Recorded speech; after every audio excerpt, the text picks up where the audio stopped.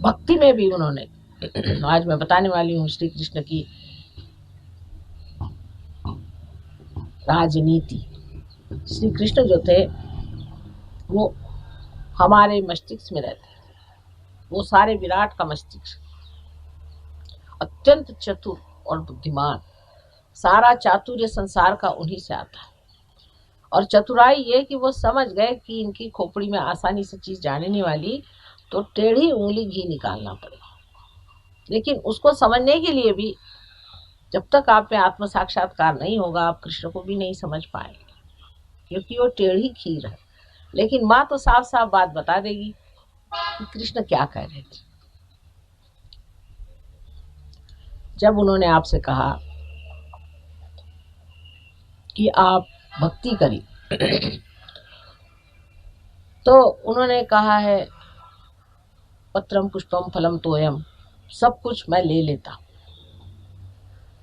और देने के समय एक शब्द पे आपको खिला गए, लेकिन तुम अनन्य भक्ति करो। अनन्य शब्द का अर्थ कर कोई भी संस्कृत समझने वाला हो, जब दूसरा नहीं होता है, माने आत्म साक्षात्कार के बाद भक्ति करो। साफ कह दे। वो कोई दुकानदार नहीं थे तो पहले उन्होंने बढ़िया चीज कह दी कि ज्ञान को प्राप्त करो। ज्ञान माने ये नहीं पढ़ना लिखना। पढ़ने लिखने से कोई आदमी आपने सुना है कि वो आत्म साक्षात्कारी हो गया, उल्टा गुस्सेला हो जाता है। तो उन्होंने कहा कि आप ज्ञान को प्राप्त करो, माने अपनी जो नसें हैं, जिसे सेंट्रल नर्वस सिस्टम कहते हैं, उसमें जानो परमात्मा।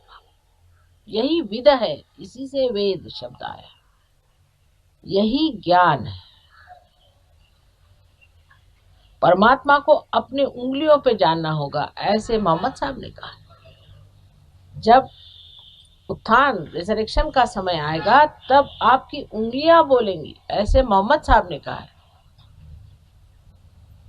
श्री कृष्ण ने भी सबसे पहले यही बात कही। भक्ति के लिए अनन्य पे नचा दिया और कर्म के लिए फिर नचा दिया आपको। कहा कि सब कर्म करो और परमात्मा के चरणों में रखो। हो ही नहीं सकता, ये बेवकूफ बनाने की बात, हो ही नहीं सकता। जब तक आपके अंदर अहंकार है, आप कभी भी कोई सा भी कर्म करने पर यही सोचेगा कि हम ही कर रहे हैं। लेकिन जब आप पार हो जाएंगे तो आप क्या कहिएगा कि ये हो रहा है माँ, जा रहा है, बन रहा है, इनका नहीं होता। आप ये नहीं कहते कि मैं कर रहा हूं, मैं कुंडलिनी उठा रहा हूं, ऐसे नहीं कहते आप कहते उठ नहीं रही।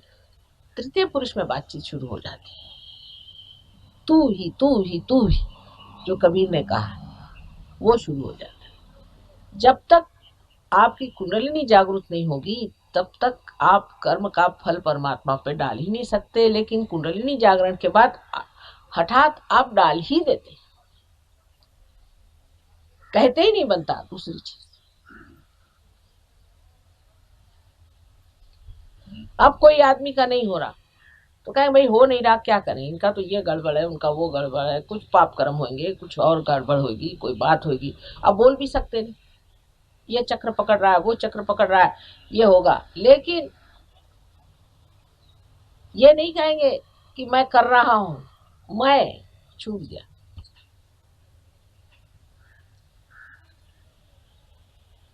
कहे नानक बिन आपा चीन्हे, मिटे न भ्रम की काई।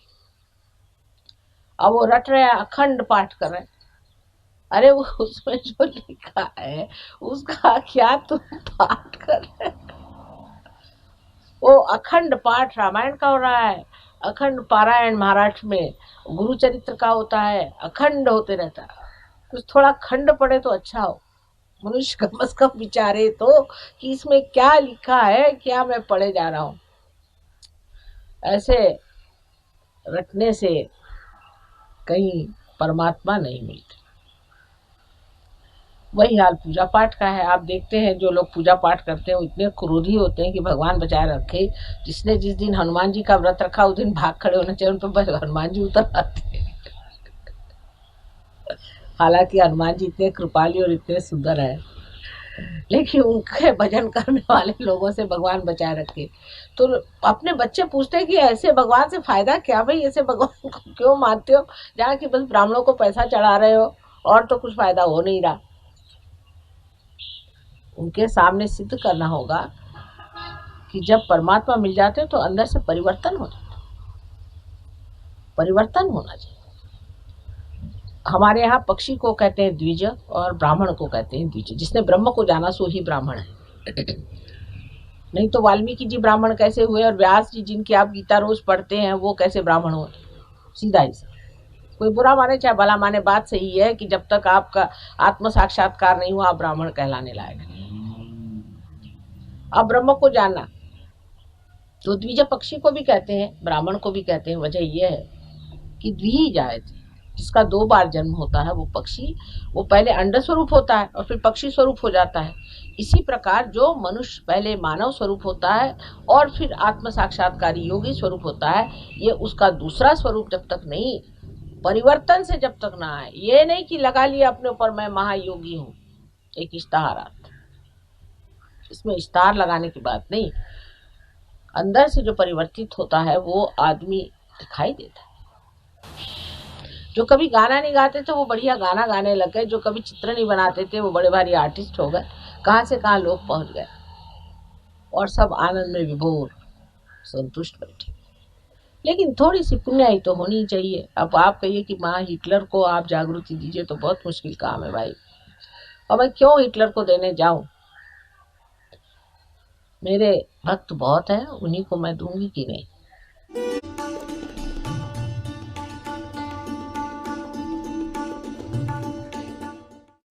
शरीर के साथ आपका ज्ञान भी प्रगल्भ होना चाहिए, वो भी एक संतों जैसा होना चाहिए। पहले संत लोग कोई यूनिवर्सिटी नहीं गए, कॉलेज नहीं गए, पढ़ते नहीं थे।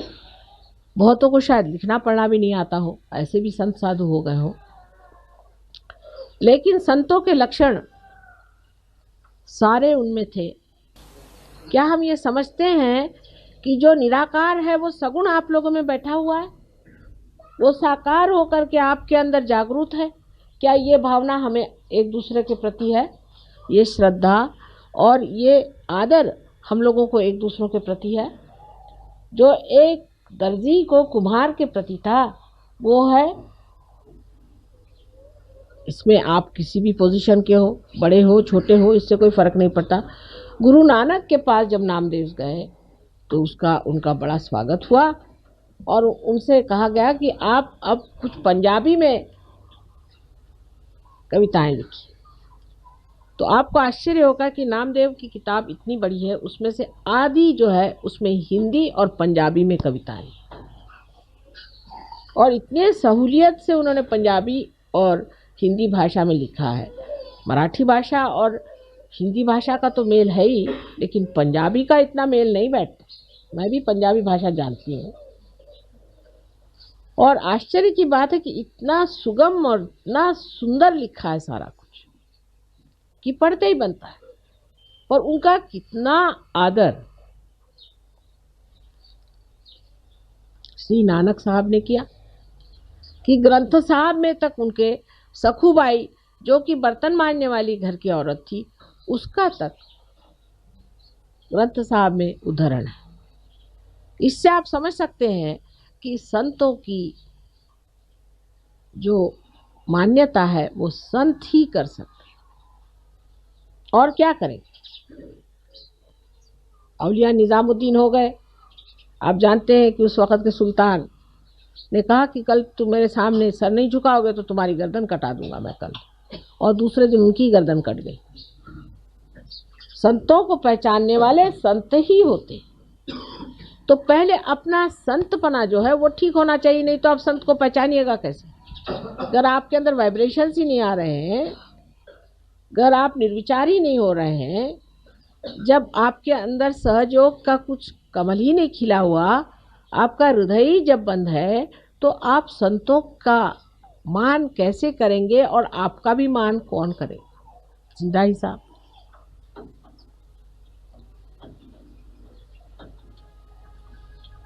तो संतों का मान जब शुरू होता है, तब मनुष्य ये भी सोचता है कि उस मान्यता पे हम आए, और उस मान्यता को पाने के लिए हमें नम्रता पूर्वक ध्यान करना चाहिए। यहाँ बातों के और लेक्चरों से तो काम होने नहीं वाला,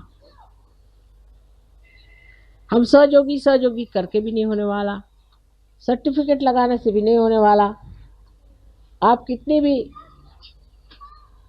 डोनेशन दे नहीं दे कुछ करें उससे नहीं होने वाला।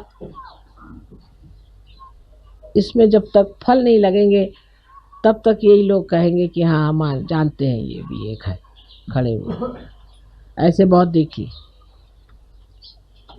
सो फलद रूप होना चाहिए, इसमें फल लगने चाहिए, और उसके लिए सबसे पहले इस प्यार का वर्ण करना चाहिए, जिस प्यार में मनुष्य के पास सत्य का दर्शन होता है। इतना ही नहीं, पर उसमें शून्यता आती है, विजडम आती है, इस प्यार में विजडम आती है, और उस प्यार के साथ, उस मोहकता के साथ, उस मृदुता के साथ धीरे धीरे ये पेड़ बड़ा सुंदर बढ़ने लग जाता है। इसको संवारना चाहिए, इसको प्यार से संवारना चाहिए, मान देकर संवारना चाहिए, अपना मान रख के संवारना चाहिए, इसको बढ़ाना चाहिए, इसको सजाना चाहिए इस तरह से कि लोग देखें और कहें कि वाह रे वाह, कितने संत इस माने बना दिए। पहले तो एक ही दो दिखाई देते थे, और फिर देखिए कि उस ज़माने में बेचारे एक कहीं तो नामदेव, एक कहीं तो नानक साहब, एक कहीं तो कबीर, एक कहीं तो वो बेचारे गोरा कुंभार, तो दूसरे ज़माने में हुए तो दो चार और हो गए।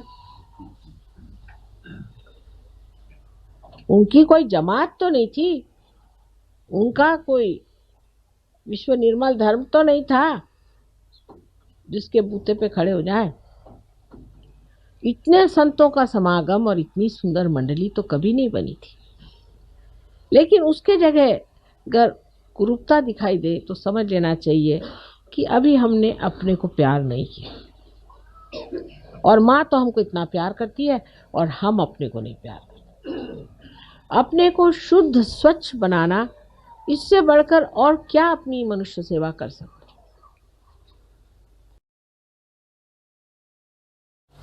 तो पहले इसमें प्रेम का दर्शन होना चाहिए, आपस में प्रेम भाव, दोस्ती। लेकिन चालाकी करना सहयोग में मान्य नहीं। जो चालाक है वो महामूर्ख है मेरे विचार से, तो कि वो अपने ही को धोखा दे रहा है। किसको धोखा दे रहा है भाई? तो वो तो कबीरदास जी ने भी कहा है कि जो इसने जग को ठगा उसने अपने को ठग लिया, बेवकूफी है। तो अपने ही साथ चालाकी क्या करने की? अपने साथ तो कम से कम सच्चाई रखनी चाहिए कि भाई मैं अपने को क्यों ठग रहा हूं, मैं अपनी सुंदरता को क्यों घटा रहा हूं। जो भी आपका अंदर है वो बाहर दिखाई देने लग जाएगा। धीरे धीरे आप देखेंगे कि आप सौम्य स्वरूप, आकर्षक, मोहक, इस तरह के एक विशेष रूप के योगी संत हो जाए।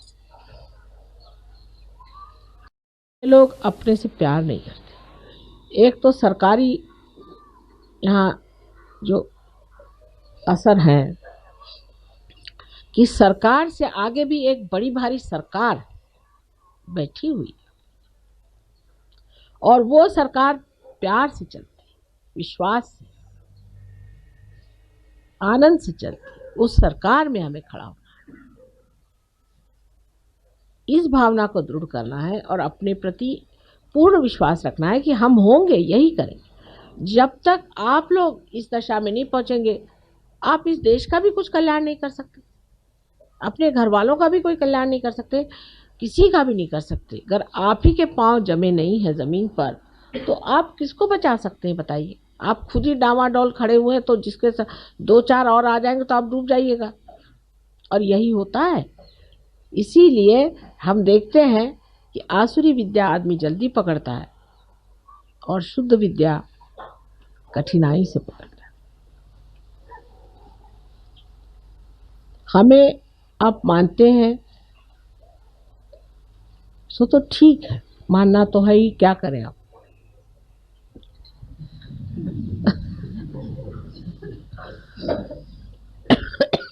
लेकिन मानने का अर्थ ये नहीं होना चाहिए कि हमने माँ के पैर छू लिए, माँ को हार पहना दिए, माँ को फूल दे दिया।